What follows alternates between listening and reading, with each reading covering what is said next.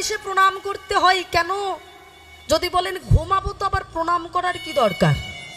মনে রাখবেন বালিশে কেন প্রণাম করতে হয়। যদি বালিশে প্রণাম না করে শোই তাহলে মনে রাখবেন ওটা জমের ঘরে মাথা দিয়ে শোয়া হলো। কেন?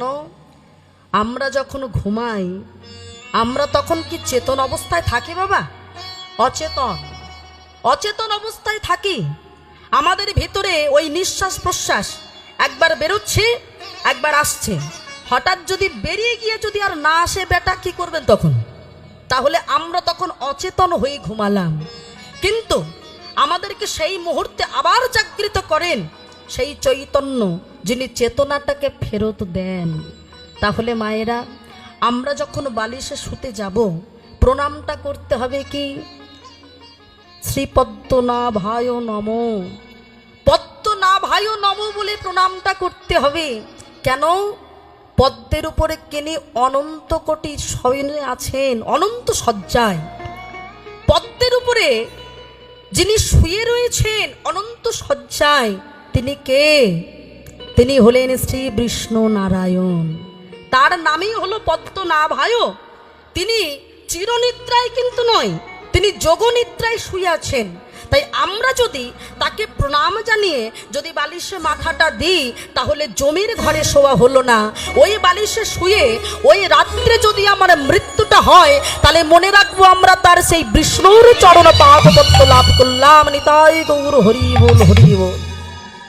হ্যাঁ, আমরা যদি ওই বালিশে শুয়ে বাবা শ্রী বিষ্ণুর চরণে প্রণাম জানিয়ে যদি আমাদের মৃত্যুটা হয়ে যায় রাত্রে, মনে করতে হবে আমরা যমলোকে আর গেলাম না। মা বলছে শোনো, ভালো যদি স্বপ্ন দেখতে চাও, সুস্বপ্ন যদি দেখতে চাও তাহলে তুমি প্রতিদিন প্রণাম করে বালিশে মাথাটা দিয়ে ঘুমাও। কেন? অনেকে দেখবেন বাবা শুয়ে ঘুমিয়ে পরের দিন উঠে কান্নাকাটি শুরু করে দেয়, বলে ভোরবেলার স্বপ্ন নাকি সত্যি হয়, আমি কি কুস্বপ্ন দেখলাম। ওই জন্যে যদি সুস্বপ্ন পেতে চাও, ভালো স্বপ্ন যদি তোমরা পেতে চাও তাহলে অতি অবশ্যই তোমরা পদ্মনাভায় নমো বলে ওই বালিশে প্রণাম করে ঘুমোতে হবে।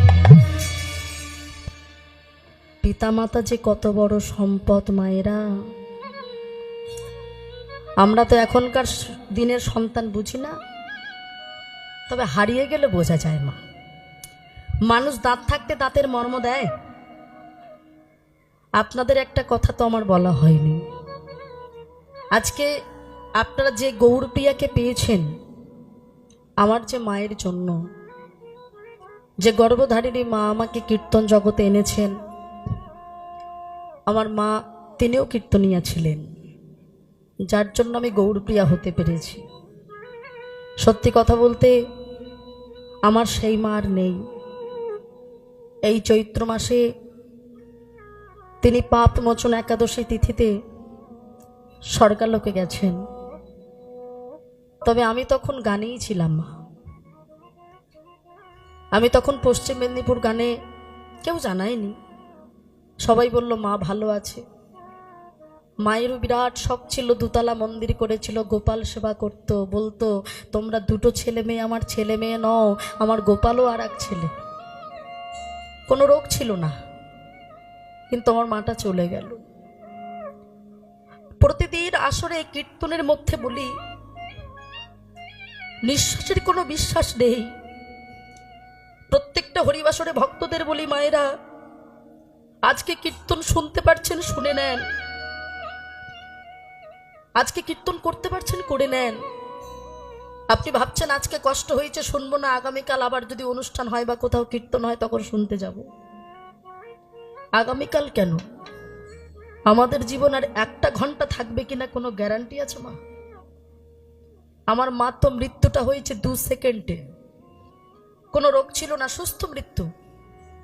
শুধু বলল খুব গরম লাগছে আর উঠে বাপির হাতটা ধরে বলেছিল আমি চলে যাচ্ছি, আমার ছেলে মেয়ে দুটোকে দেখো বলেই চোখ বন্ধ করেছিল, কোনো কষ্টও পাইনি। তাহলে ভাবুন তো মা, আমাদের কি কোনো সময় থাকে? আমাদের কখন যে ডাক আসবে আমরা নিজেরাও জানি না। কিন্তু মা আমাকে একটা কথা বলে গিয়েছিল জানো মা, সারা জীবন হয়তো আমি থাকবো না তোমার কাছে। কোনোদিন কোনো পিতামাতাই থাকে না, কিন্তু তোমাকে যে যে রত্ন আমি শিখিয়ে দিয়ে গেলাম, কীর্তনটা তো রত্ন। এই জিনিসের মধ্য দিয়ে তুমি হাজার হাজার বাবা মাকে খুঁজে পাবে, যারা আমার মতো তোমাকে নিঃস্বার্থে ভালোবাসবে। সত্যি কথা বলুন তো মায়েরা, আপনারা যে হরিবাসরে চোখের জল দিয়ে আমার মায়ের কথা শুনে আমাকে যে ভালোবাসা দিয়ে বসে আছেন, এর পিছনে কি সত্যি কোনো স্বার্থ আছে? নিঃস্বার্থেই তো হরিবাসরে বসে আপনাদের চোখে জলটা পড়ছে। তাহলে ভালোবাসাটা কি আজ স্বার্থের হলো? আজ আমার মা যদি না থাকতো, আপনাদের মতো হাজার হাজার পিতা মাতা তো আমার পক্ষে পাওয়া সম্ভব হতো না মা। তাই বলবো, যতদিন পিতা মাতা আছে, আপনি ভগবানকে প্রণাম করতে ভুলে গেলেও পিতা মাতার চরণে কখনো প্রণাম করতে ভুলবেন না। গয়া কাশী বৃন্দাবনে ছুটে কোনো লাভ নেই গো। ভগবান বলে, তোর মাকে বৃদ্ধাশ্রমে রেখে তুই আমায় আসিস পুজো করতে? ঘরে তো জ্যান্ত ঠাকুর দুখানা আছে, যারা তোকে পৃথিবীর আলোটা দেখালো, আর আমাকে তোরা দেখিসনি, অথচ আমার পিছনে ছুটিস কারণ তোরা আমায় স্বার্থে ভালোবাসিস। তা পিতামাতার চরণে, গুরুজনদের চরণে প্রণাম করলে যে কি পাওয়া যায় মায়েরা, মহাভারতের যুধিষ্ঠির তা প্রমাণ দিয়েছিল। যুদ্ধ যখন বাকি ঠিক 2 দিন, ওই কুরুক্ষেত্রের যুদ্ধের আগে গান্ধারীর পায়ে হাত দিয়ে বলেছিল, বড় মা গো, আমি আমার নিজের মাকে এখনো প্রণাম করিনি, আমি তোমাকে প্রণাম করতে এসেছি। কাকে বাবা? ওই যে যার 100টা ছেলে, দুর্যোধনের মা গান্ধারী, শত্রুপক্ষ। গান্ধারী বলে বসলো, কেন এসেছিস? তোরা তো শত্রু, আমি চাই না তোরা কোনো ছেলে বেঁচে থাকিস, তবে কেন এসেছিস আমার পায়ে প্রণাম করতে? বড় মা, তুমি আমাকে শত্রু ভাবলেও আমি তো ভাবি না। শুনেছি যারা সংসারে জেঠিমা হয় তারা নাকি বড় হয়, তার মানে তুমি তো আমার মায়ের থেকে বড়।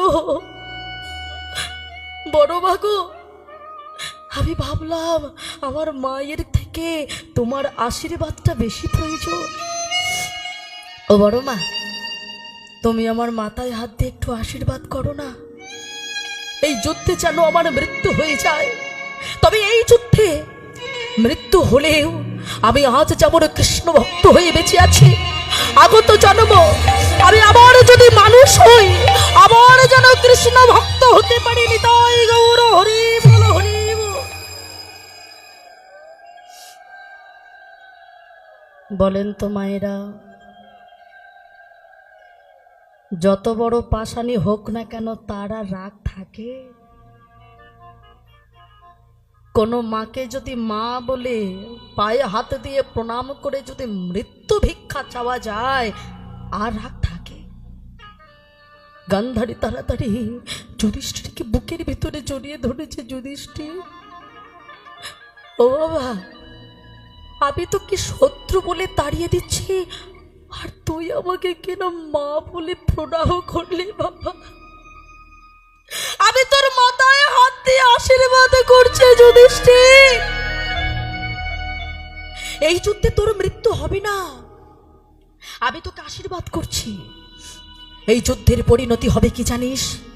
এই যুদ্ধের পরিণতি হবে ধর্মপক্ষের হবে জয়, অধর্মের হবে নিশ্চিত পরাজয়। নিতাই গৌর হরি। অধর্মের হবে পরাজয়, ধর্মের হবে জয়। গান্ধারী খুব ভালো করে জানতো, ধর্মের হয়ে লড়াই করছে পঞ্চ পাণ্ডব, অধর্মের হয়ে লড়াই করছে তার নিজেরই 100টা ছেলে। তা সত্ত্বেও মা হয়ে মুখ থেকে আশীর্বাদটা বার হয়ে গেল। কেন বলেন তো মায়েরা? কারণ ওই যে নিচু হয়েছিল, তাই যদি পেতে চাও কিছু আগে হও নিচু। নিচু হয়ে যদি প্রণামটা না করতো, এই আশীর্বাদটা কখনোই করতো না। যেই না চলে যাচ্ছে, ভগবান পিছনে দাঁড়িয়ে হাসছে। যুধিষ্ঠির, আমি জানতাম আমি হয়তো সব থেকে বেশি বুদ্ধিমান, এখন দেখলাম তুমি আমার থেকেও বেশি বুদ্ধিমান। কেন জানো?